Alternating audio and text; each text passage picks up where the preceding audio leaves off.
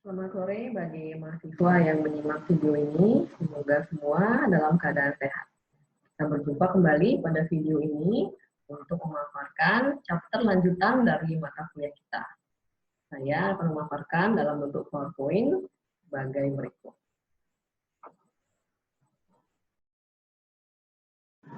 Pada video ini kita akan membahas mengenai merancang dan mengelola jasa atau layanan. Pada video ini kita akan membahas beberapa topik. Yang pertama adalah bagaimana kita mendefinisikan jasa dan bagaimana jasa berbeda dari produk fisik. Kemudian topik yang kedua adalah apa saja realitas baru dari jasa.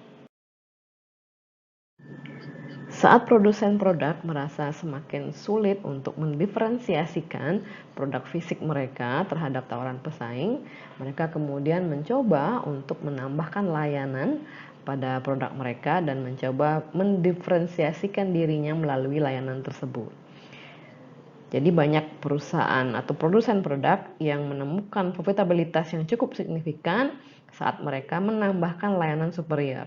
Di antaranya seperti jasa delivery yang tepat waktu, kemudian menjawab pertanyaan secara lebih baik dan lebih cepat, dan menyelesaikan komplain dengan lebih cepat. Jadi ini dilakukan melalui beberapa aplikasi seperti aplikasi chat real time atau phone service yang disediakan oleh perusahaan. Jadi penyedia-penyedia jasa mengetahui hal ini dengan sangat baik dan bagaimana caranya menciptakan pengalaman konsumen yang lebih baik. Bahasan kita yang pertama adalah karakteristik dari jasa. Karakteristik yang pertama adalah intangibility atau tidak berwujud. Jadi tidak seperti produk fisik yang berwujud, jasa tidak dapat dilihat, dirasakan, didengar, atau dicium sebelum jasa ini dibeli oleh konsumen. Contohnya adalah seseorang yang membeli atau melakukan prosedur bedah kosmetik atau bedah plastik tidak dapat melihat hasilnya sebelum mereka membeli paket bedah plastik tersebut. Dan pasien di dokter juga tidak mengetahui bagaimana hasil dari kunjungan mereka ke dokter sebelum mereka mencoba treatment yang diberikan oleh dokter. Jadi karena mereka tidak mengetahui hasilnya sebelum mencoba, tingkat ketidakpastian atau risiko menjadi sangat tinggi. Sehingga untuk mengurangi tingkat ketidakpastian, konsumen akan mencari atau melihat petunjuk-petunjuk akan kualitas dengan mengambil indikasi dari tanda-tanda dari place, yaitu tempatnya, eksterior atau interiornya, kemudian dari people-nya, dari penyedia jasa tentunya, atau dari staff yang ada di sana, dari equipment-nya, peralatannya, atau juga dari materi komunikasinya, simbol, dan harga. Jadi ini kita akan bahas di slide berikutnya. Sehingga karena jasa yang tidak berwujud dan berisiko cukup tinggi, tugas dari penyedia jasa adalah untuk bagaimana mengelola bukti-bukti atau mengelola petunjuk-petunjuk kualitas ini untuk berusaha mewujudkan jasa yang tidak berwujud tersebut. Jadi mencoba untuk memberikan wujud pada jasa yang tidak berwujud tersebut. Karena karakteristik jasa yang tidak berwujud dan tidak dapat diketahui hasilnya sebelum konsumen mencoba, sehingga ada keraguan dan ada risiko akan kualitas dari jasa tersebut, maka penyedia jasa berusaha untuk mendemonstrasikan atau menunjukkan kualitas jasanya melalui beberapa bukti-bukti atau petunjuk-petunjuk fisik yang dapat dilihat oleh konsumen. Yang pertama adalah place. Place di sini merujuk pada eksterior dan interior bangunan, di mana interior atau eksterior yang menarik biasanya akan mencirikan kualitas jasa yang juga baik. Yang kedua adalah people. People di sini maksudnya adalah karyawannya sendiri atau penyedia jasa, di mana diharapkan people ini berpenampilan yang rapi dan profesional. Karena penampilan tersebut akan juga mencirikan bahwa mereka mampu memberikan layanan yang profesional dan tentunya berkualitas. Kemudian berikutnya adalah equipment atau peralatan.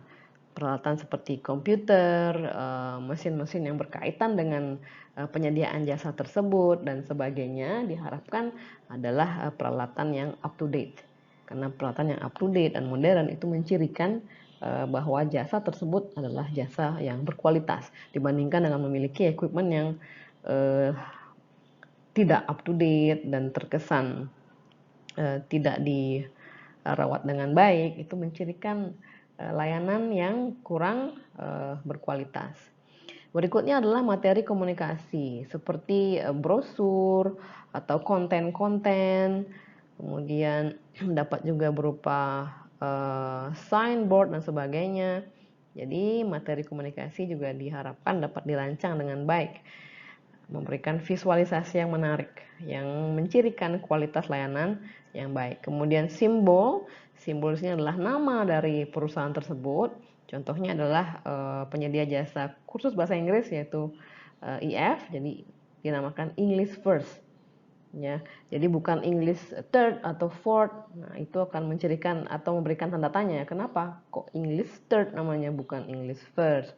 Jadi nama juga mencirikan kualitas. Simbol-simbol logo juga hendaknya modern dan mencirikan kualitas. Price. Nah, terkait dengan price di sini harga. Seperti contoh tadi EF, kursus bahasa Inggris.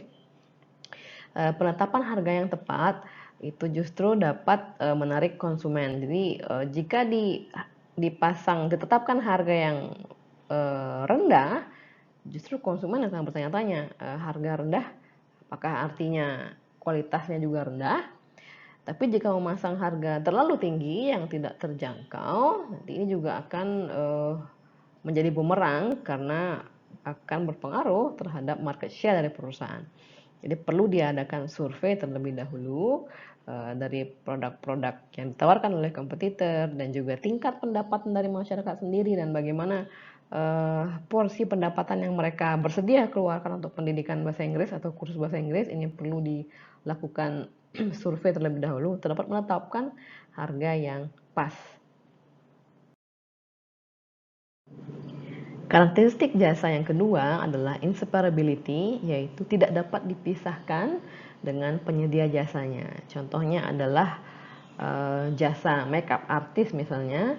Jadi makeup artist tersebut harus ada pada saat jasa tersebut akan diberikan kepada konsumennya. Ini berbeda dengan produk fisik di mana si produsen produk fisik tidak harus hadir. Jadi produk fisik dapat didistribusikan melalui distributor. Namun tidak demikian halnya dengan jasa, tidak ada distributor jasa. Jadi penyedia jasa sendiri, yang tadi saya contohkan makeup artist, mereka harus hadir dan langsung memberikan jasanya pada konsumen. Nah, saat konsumen memiliki preferensi yang cukup kuat terhadap seorang penyedia jasa tersebut dapat menaikkan harganya untuk menjustifikasi keterbatasan waktu yang dia miliki. Contohnya adalah makeup artist masih dalam suatu katakanlah salon, ada beberapa makeup artist. Nah, ada satu makeup artist yang cukup laris, jadi banyak klien memiliki preferensi yang cukup kuat padanya. Nah, jadi strategi salon adalah bisa menaikkan rate atau tarif dari makeup artist yang memiliki tingkat permintaan atau demand tinggi ini.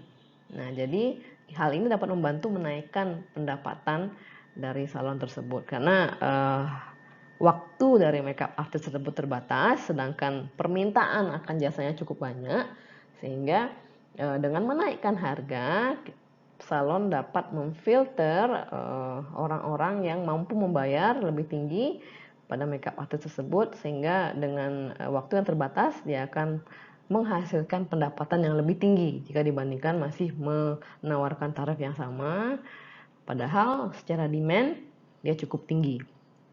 Kemudian strategi lain yang dapat dilakukan untuk mengatasi keterbatasan atau karakteristik inseparability dari jasa ini adalah provider jasa atau penyedia jasa dapat bekerja dengan grup yang lebih besar. Contohnya adalah seorang terapis yang tidak lagi melakukan terapi satu-satu, jadi satu dengan satu pasien, kemudian setelah sesi selesai berpindah ke pasien lain, kemudian berpindah ke pasien lain, begitu seterusnya. Nah, strateginya adalah untuk memperluas terapi ini menjadi terapi grup. Jadi semua grup terapi atau grup sampai dengan ratusan orang contohnya adalah di hotel ballroom. Jadi keterbatasan waktu dari penyedia jasa dapat diatasi dengan strategi ini, memperbesar jumlah konsumen yang dilayani dalam suatu waktu.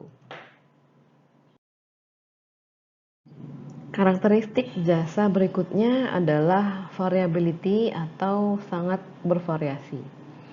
Karena kualitas dari jasa sangat tergantung pada siapa yang menyediakan jasa tersebut, kapan, di mana, dan kepada siapa, jasa ini sangat bervariasi. Contohnya adalah dokter ada yang memiliki kemampuan komunikasi yang baik, ada juga dokter yang kurang mampu berkomunikasi. Jadi jasa ini sangat bervariasi, tergantung pada penyedia jasa, tergantung juga pada kepada siapa jasa tersebut diberikan. Contohnya adalah apabila dokter memberikan treatment pada pasien di mana mengharuskan pasien untuk tetap diam, tidak bergerak. Apabila ada pasien yang tenang, ada juga pasien yang kurang tenang. Jadi hasilnya akan berbeda di antara kedua pasien ini. Jadi ini menceritakan bagaimana tingginya variasi dari suatu jasa, tergantung pada tadi kembali lagi siapa yang menyediakan, kepada siapa disediakan, kapan dan di mana jasa tersebut disediakan. Terdapat 3 langkah bagi penyedia jasa untuk dapat meningkatkan kualitas atau quality control dari jasa tersebut untuk mengurangi variasinya. Yang pertama adalah berinvestasi pada prosedur perekrutan yang baik dan juga pelatihan yang baik. Jadi merekrut karyawan yang tepat dan memberikan mereka training adalah hal yang sangat krusial. Walaupun karyawan tersebut sangat berkompeten atau karyawan yang direkrut adalah karyawan yang kurang kompeten, training menjadi sangat krusial karena training memastikan kesamaan skill dari karyawan tersebut pada akhirnya, sehingga dengan skill yang sama variasi dari jasa dapat ditekan sehingga jasa yang diberikan dapat konsisten atau sama. Jadi karyawan yang di training dengan baik, mereka mampu memiliki karakteristik seperti competence, courtesy artinya keramahan, reliability yaitu kehandalan, responsif juga keresponsifan karyawan dan juga skill komunikasinya. Langkah kedua untuk dapat meningkatkan kontrol dari kualitas jasa adalah menstandardisasi layanan melalui suatu standar. Jadi contohnya adalah katakanlah di sebuah hotel, jadi mereka menstandardisasi layanan yang mereka berikan. Ini hampir di semua hotel itu standar. Jadi saat tamu tiba, kemudian barang bawaan mereka akan diambil oleh bellboy, kemudian mereka diarahkan ke lobi untuk check-in, kemudian setelah check-in diantarkan ke kamar, mereka menerima tas mereka dan kemudian diberikan penjelasan mengenai amenities di kamar tersebut, bathroom di mana, kemudian fasilitas-fasilitas lainnya seperti coffee maker dan sebagainya. Jadi dengan SOP ini diharapkan jasa yang diberikan itu adalah sama bagi semua tamu sehingga hal ini menghindari adanya komplain. Kemudian langkah berikutnya adalah memonitor kepuasan konsumen. Jadi ini dapat dilakukan melalui sistem penampungan komplain misalnya, di mana disediakan juga suatu sistem untuk menampung saran-saran dari konsumen atau pelanggan, kemudian melakukan survei pelanggan secara reguler, atau juga manajemen dapat melakukan comparison shopping, artinya mereka mencoba layanan di hotel lain katakanlah. Ini mereka melakukan comparison atau perbandingan untuk melihat apa yang kurang. Dan comparison shopping ini juga artinya mereka berkunjung ke hotel mereka sendiri. Jadi mereka berkunjung bulan ini, kemudian mereka berkunjung lagi bulan depan untuk melihat apakah ada variasi atau tidak dari jasa layanan hotel yang diberikan. Kalau ada variasi artinya ada masalah, bahwa jasa yang diberikan tidak standar. Nah, jadi ini merupakan cara-cara yang dapat dilakukan untuk memonitor kepuasan konsumen, dan feedback ini kemudian menjadi landasan untuk perbaikan-perbaikan sehingga mampu meningkatkan kualitas dari jasa tersebut. Karakteristik jasa berikutnya adalah perishability atau tidak dapat disimpan. Karena jasa tidak dapat disimpan, hal ini dapat memunculkan permasalahan ketika permintaan berfluktuasi. Jadi contohnya adalah pada penyedia jasa make up, lagi-lagi pada saat permintaan meningkat, yaitu saat musim wisuda di mana banyak calon wisudawan yang membutuhkan jasa make up. Nah, hal ini artinya demand sedang naik. Tapi secara kapasitas atau artinya make up artis yang dimiliki oleh salon adalah tetap, sehingga salon akan kesulitan untuk dapat melayani tambahan dari konsumen tersebut, tambahan demand. Kemudian contohnya adalah transportasi publik, itu perlu memiliki lebih banyak armada untuk melayani penumpang pada saat-saat rush hour atau jam-jam sibuk.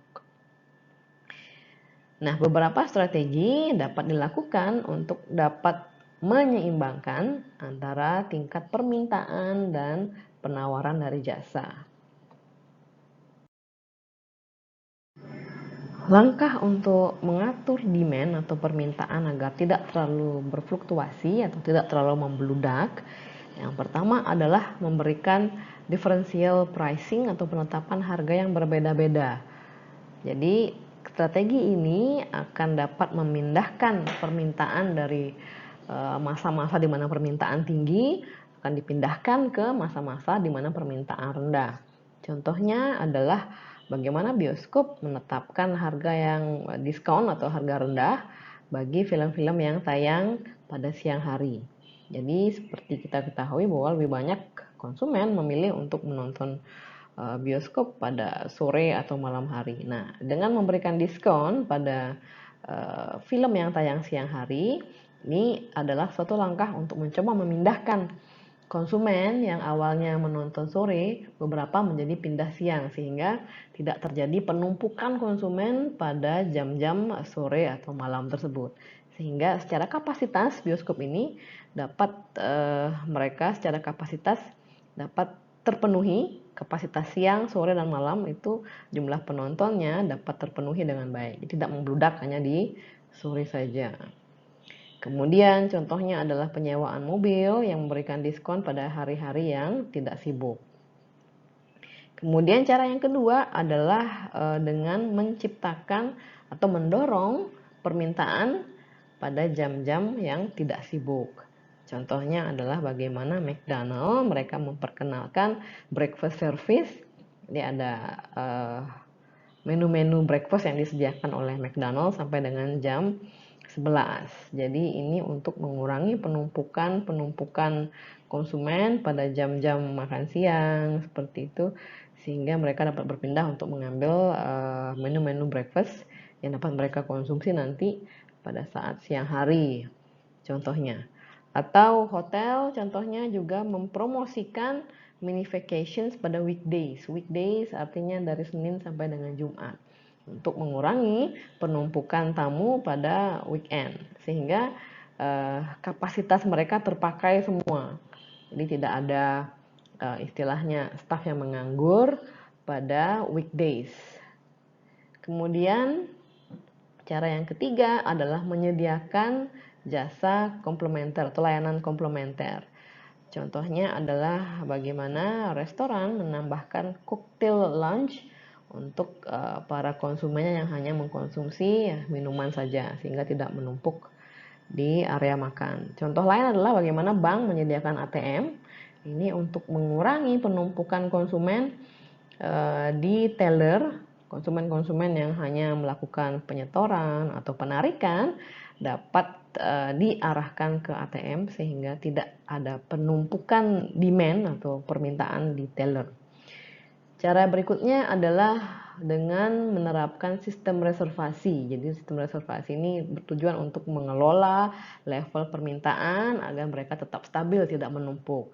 Saat ini sudah banyak dokter yang melakukan sistem appointment atau reservasi sehingga jumlah pasien dapat diatur, tidak ada penumpukan pada hari atau jam tertentu. Bayangkan jika tidak melakukan sistem reservasi, pasien akan sangat menumpuk pada hari-hari tertentu atau jam-jam tertentu. Sehingga hal ini selain menimbulkan kesulitan pada dokter atau penyedia jasa sendiri, tapi juga menimbulkan ketidakpuasan pada konsumen. Kemudian industri lain yang menggunakan sistem reservasi adalah airlines, contohnya, dan juga hotel, sehingga konsumen dapat melakukan reservasi di airline atau hotel, dan ini mengurangi terjadinya penumpukan demand pada industri tersebut. Berikutnya adalah bagaimana menyeimbangkan penawaran dengan fluktuasi dari permintaan. Cara yang pertama adalah dengan meng-hiring atau merekrut karyawan part-time pada saat permintaan sedang tinggi. Contohnya adalah bagaimana kampus atau kursus mereka menambahkan guru-guru part-time pada saat musim di mana murid-murid bertambah banyak. Biasanya di saat liburan-liburan sekolah di mana jumlah murid kursus meningkat. Jadi di sini kursus atau sekolah dapat merekrut guru-guru part-time untuk dapat mengajar di kelas-kelas tambahan pada saat musim liburan sekolah tersebut. Kemudian juga meng-hiring, contohnya adalah meng-hiring karyawan tambahan di supermarket misalnya pada periode-periode hari libur di mana konsumen meningkat pada hari-hari tersebut. Kemudian berikutnya adalah peak time efficiency routines atau rutinitas pada waktu-waktu sibuk. Contohnya adalah di rumah sakit di mana para medis ini membantu dokter selama masa-masa yang sibuk. Jadi intinya adalah staf-staf yang tidak terlalu sibuk pada saat demand sedang naik, mereka diperbantukan untuk membantu bagian-bagian yang sibuk.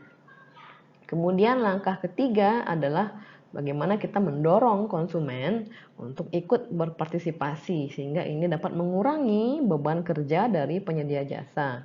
Contohnya adalah bagaimana pasien diminta untuk mengisi sendiri medical record mereka saat ingin memeriksakan diri ke dokter atau rumah sakit. Contohnya juga yang lain adalah pada saat kita vaksin, kita mengisi sendiri medical record kita dibandingkan dengan para staf vaksin menginterview kita untuk medical record. Jadi kita sendiri yang mengisi sehingga ini dapat menghemat waktu dari para penyedia jasa. Contoh lain adalah bagaimana konsumen didorong untuk memasukkan sendiri barang-barang mereka ke dalam tas belanjaan mereka di supermarket. Atau bagaimana juga konsumen di restoran fast food, mereka didorong untuk membuang sendiri sisa makanan atau pelatan makan mereka di tempat sampah. Jadi tidak ditinggalkan begitu saja di atas meja. Jadi ini merupakan bagaimana cara kita mendorong konsumen untuk ikut berpartisipasi sehingga mampu mengurangi beban kerja dari penyedia jasa terutama di jam-jam yang sibuk. Kemudian cara berikutnya adalah menyediakan fasilitas untuk mendukung ekspansi di masa depan. Jadi ini merupakan suatu investasi, berinvestasi pada fasilitas untuk di masa depan. Contohnya adalah taman hiburan, jadi mereka membeli lahan di sekitar mereka untuk pembangunan nanti pada saat permintaan sudah semakin tinggi, atau bagaimana hotel juga menyiapkan wings tambahan, mungkin wings di sebelah barat atau wings di sebelah timur, katakanlah seperti itu, untuk kemudian nanti bisa dibuka pada saat permintaan sedang tinggi. Jadi memang sangat wajar di hotel mereka menyediakan wings yang hanya akan dibuka pada saat waktu-waktu peak seperti holiday season, yaitu Juli, Agustus, September. Mereka membuka wings untuk melayani permintaan yang meningkat di masa-masa holiday season tersebut.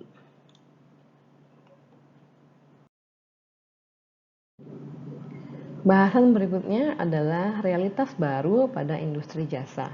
Yang pertama adalah customer empowerment atau kekuatan pelanggan yang lebih besar dibandingkan sebelumnya.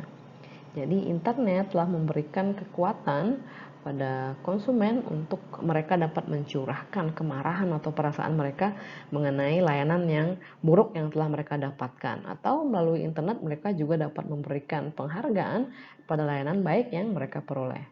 Ini mereka dapat mengirimkan atau menyuarakan komen mereka ke seluruh dunia hanya melalui satu mouse click. Jadi walaupun seseorang memiliki pengalaman atau pengalaman yang baik terhadap suatu layanan, mereka memang cenderung untuk membicarakannya dengan teman-temannya. Tapi seseorang yang memiliki pengalaman buruk dengan suatu jasa atau layanan, mereka cenderung akan berbicara ke lebih banyak orang.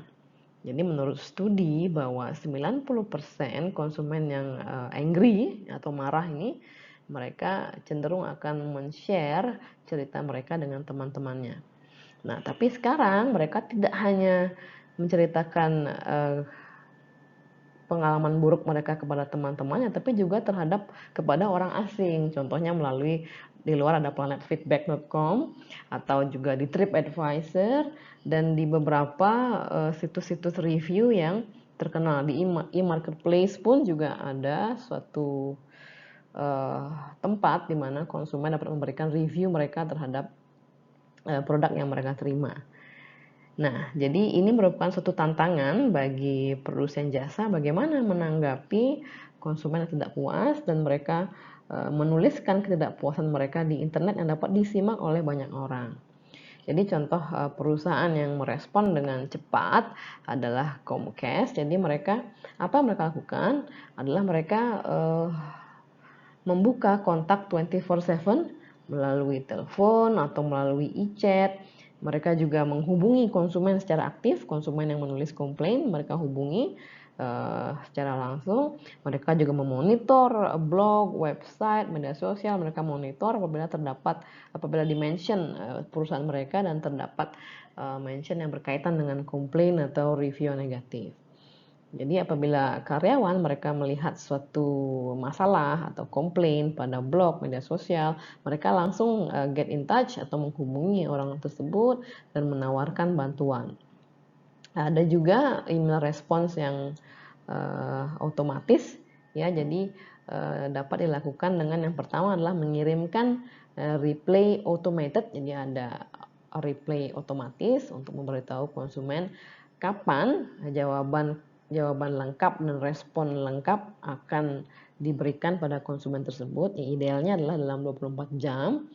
Dan juga yang kedua, perlu dipastikan bahwa dalam automated reply tersebut nama perusahaan. Jadi ini ada etikat dari perusahaan untuk memperbaiki permasalahan tersebut.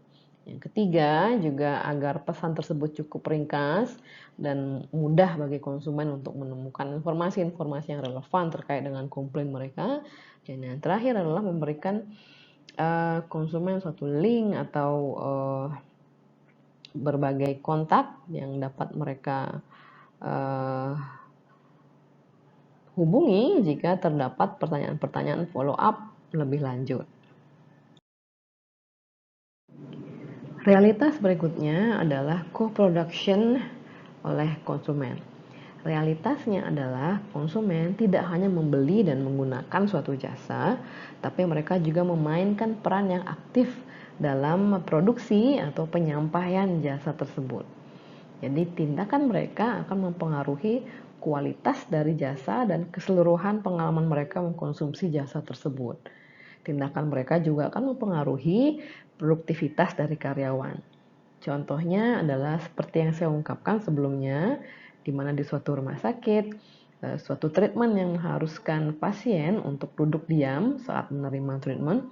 Jadi pasien yang tidak bisa tenang akan mempengaruhi hasil dari treatment tersebut. Nah, ini adalah contoh bagaimana tindakan dari konsumen akan mempengaruhi kualitas dari jasa yang mereka terima. Contoh lain adalah peserta didik dari suatu lembaga pendidikan. Apabila peserta didik yang memiliki sikap yang tekun, serius, dan rajin akan memperoleh pengalaman yang berbeda dibandingkan dengan peserta didik dengan sikap sebaliknya. Jadi hal ini mempengaruhi kualitas pendidikan yang mereka terima. Nah, aktivitas co-production ini dapat dalam satu level memberikan stres di pihak karyawan, dan hal ini juga akan berakibat pada menurunnya kepuasan mereka. Dan hal ini disebabkan terutama karena adanya perbedaan kebudayaan atau perbedaan budaya antara konsumen dengan karyawan. Jadi perbedaan budaya ini umumnya akan mempengaruhi pola komunikasi mereka, di mana akan muncul gesekan-gesekan pada komunikasi dan yang berpotensi menimbulkan konflik atau kesalahpahaman di antara konsumen dan karyawan. Jadi, satu studi mengestimasikan bahwa sepertiga dari permasalahan pada layanan itu disebabkan oleh konsumen sendiri. Kemudian terjadinya perkembangan penggunaan dari teknologi self-service, teknologi yang memungkinkan konsumen untuk melakukan hal-hal yang dulunya dilakukan oleh karyawan, jadi mereka melakukan sendiri saat ini.